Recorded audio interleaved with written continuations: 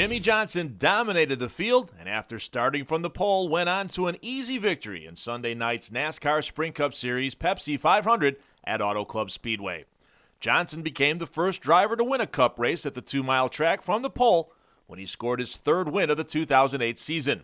He led 227 of the 250-lap chase to pick up his 36th career series win at what he considers his home track. Just an awesome race car all night long.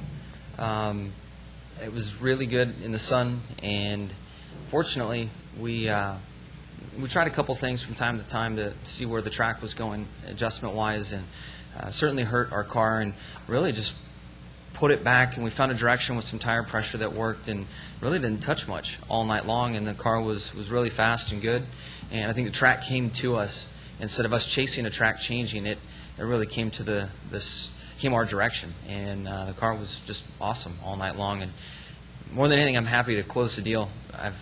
It's very, very rare to have a car that dominant. In most cases, you end up doing something stupid, and I'm guilty of that in the past, so it was nice to close the deal and lead all those laps and win the race. Greg Biffle, who had help from his pit crew all night, did his best to try to run down Johnson in the closing laps, but had to settle for a second-place finish. The car was really, really good. Drove excellent pit stops.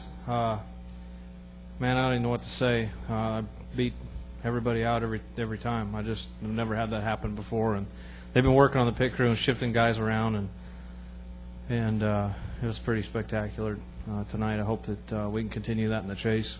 Denny Hamlin, Kevin Harvick, and Matt Kenseth rounded out the top 5. Carl Edwards and Kyle Busch, who entered the weekend off the hype of their run-in at Bristol, finished right next to each other with respective finishes of 6th and 7th. Johnson, Dale Earnhardt Jr., who finished 11th, and Jeff Burton, who ended up 17th, clinched spots in the chase with one race remaining to set this year's 12-driver field. David Reagan, who began the night 12 points out of the final chase spot, finished 13th and lost ground. He now trails Clint Bowyer in the 12th spot by 17 markers.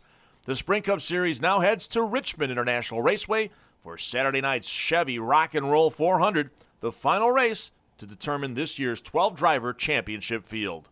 For Racing OneCast, this is Pete Pistone reporting.